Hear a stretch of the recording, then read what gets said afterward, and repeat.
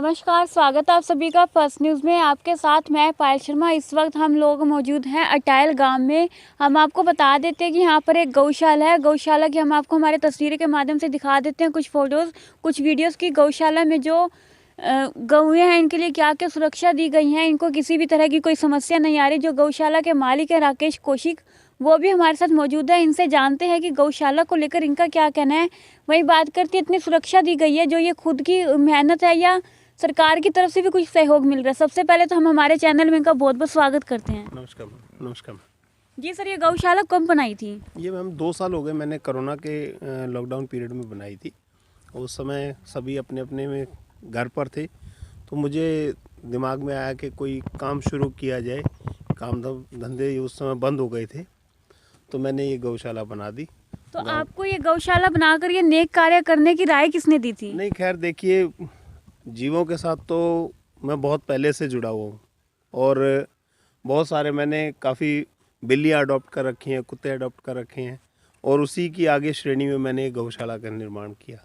तो ये आपने खुद अपनी मेहनत से बनाई है या सरकार की तरफ से भी कुछ सहयोग मिल रहा है? नहीं, ये सब अपनी मेहनत से, खुद की मेहनत है। खुद की मेहनत से। तो सरकार की तरफ से अभी तक कोई सहयोग नहीं मिला? नहीं, कोई सहयोग नहीं, किसी भी तरीके का कोई सहयोग नहीं है। गाँव वासियों की बात करें, गाँव वासियों का किसी तरह का सहयोग हो? गाँववासी मेरे बहुत अच्छे हैं। अटायल गाँव बहुत अच्छा है। उन्होंने मेरा बहुत सहयोग किया है और हमेशा जब भी मुझे किसी चीज़ की ज़रूरत पड़ती है पूरा सहयोग देते हैं वो मुझे। पूरा सहयोग देते हाँ हैं। जी, हाँ जी। जो आवारा पशु हैं वो भी लाते हो क्या आप? हाँ बिल्कुल, आवारा पशु भी लेते हैं। गांव वाले छोड़ जाते हैं या मुझे कह देते हैं कि भाई वहाँ आवारा पशु है, उसको भी हम अडॉप्ट कर लेते हैं। तो जो गऊ है, गऊओं का चारा आप किस तरह से अरेंज करते हैं? हम वो तो खरीदते हैं, फसल के टाइम पर अपने वो शेड बना रखी है, उसमें डलवा लेते हैं, खरीद लेते हैं अपना। तो गऊओं को खाने में क्या क्या देते हो आप लोग? जो भी खली है, सूखा चारा है और बरसम है, जो भी चीज़ समय के अनुसार जो क्रॉप्स होती है वो सारी मिलती है। गौशाला के साथ साथ आपने कोई और भी कारोबार कर रखा हो? हाँ मैंने है ना वर्मी कंपोस्ट का और फ्रेश वेजिटेबल ऑर्गेनिक पे हम काम कर रहे हैं। और मेरा मेन मोटो ये है कि जो बच्चे ये कहते हैं ग्रामीण क्षेत्र के ख़ास तौर पर कि बेरोज़गार हैं, काम नहीं है, ये है वो है, तो मैं उन्हें बताना चाह रहा हूँ कि उनके आसपास इतना काम है, इतनी अर्निंग है और बरसम है, जो भी चीज़ समय के अनुसार जो क्रॉप्स होती है वो सारी मिलती है। गौशाला के साथ साथ आपने कोई और भी कारोबार कर रखा हो? हाँ मैंने है ना वर्मी कंपोस्ट का और फ्रेश वेजिटेबल ऑर्गेनिक पे हम काम कर रहे हैं। और मेरा मेन मोटो ये है कि जो बच्चे ये कहते हैं ग्रामीण क्षेत्र के ख़ास तौर पर कि बेरोज़गार हैं, काम नहीं है, ये है वो है, तो मैं उन्हें बताना चाह रहा हूँ कि उनके आसपास इतना काम है, इतनी अर्निंग है, इतना अर्निंग के साधन हैं। अगर वो चाहें तो इन साधनों का प्रयोग करके एक स्मार्ट अर्निंग कर सकते हैं।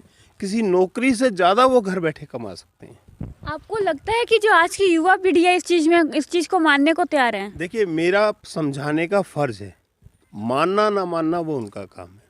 अदरवाइज़ मेरी वाइट कॉलर जॉब है, मैं उसको छोड़कर भी इस गोबर में उतरता हूँ, सिर्फ ये दिखाने के लिए कि काम करना में कोई बुराई नहीं है। काम छोटा या बड़ा कोई नहीं होता।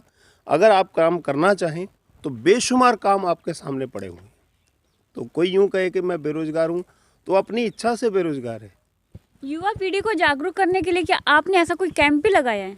मैं टाइम पर यूट्यूब्स वगैरह के माध्यम से या अपने लेक्चर्स से या लोगों को इकट्ठा करके जागरूकता अभियान चलाता रहता हूँ और बताता रहता हूँ कि इस तरीके से आप ये करेंगे, ऐसे आमदनी होगी, ऐसे अर्निंग होगी, ताकि वो जो है अपने घर बैठे बैठे अपनी आय का साधन बना सकें। वही बात करें, युवा पीढ़ी और गाँव वासियों को किस तरह का संदेश देना चाहेंगे और किस तरह की अपील करना चाहेंगे?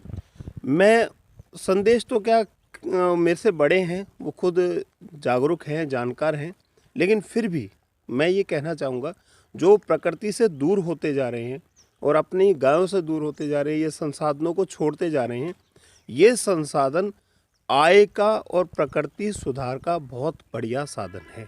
इन्हें अपनाएं, इन्हें छोड़े नहीं, इन पे काम करते रहें। कम से कम फैमिली का एक मेंबर तो इन पे ज़रूर काम करता रहे, और इसको बढ़ाएंगे तो अपनी और ज़्यादा प्रोग्रेस होगी और ज़्यादा तरक्की होगी। गौशाला का जो दूध है इसको आप सेल भी करते हैं? नहीं, सेल नहीं करते मैम। इतना दूध नहीं होता कि हम सेल कर दें। हमारी गायों के बच्चे पी लेते हैं, फिर कुछ कर्मचारी हैं, स्टाफ मेंबर्स हैं, इन्हीं में यूज़ हो जाता है। हमने आपको हमारे कैमरे के माध्यम से तस्वीरें दिखाई और राकेश कौशिक से जाना भी। इन्होंने कहा कि जो युवा पीढ़ी है आजकल नौकरियों में ज़्यादा बिलीव करती है, लेकिन नौकरियों से ज़्यादा जो कमाई है खुद के इनकम है। तो इनका बार बार गाँव वासियों से भी यही अपील है और युवा पीढ़ी से भी यही अपील है, और ये लोगों को जागरूक करने के लिए सोशल मीडिया से बहुत बेहद समय से जुड़े हुए हैं।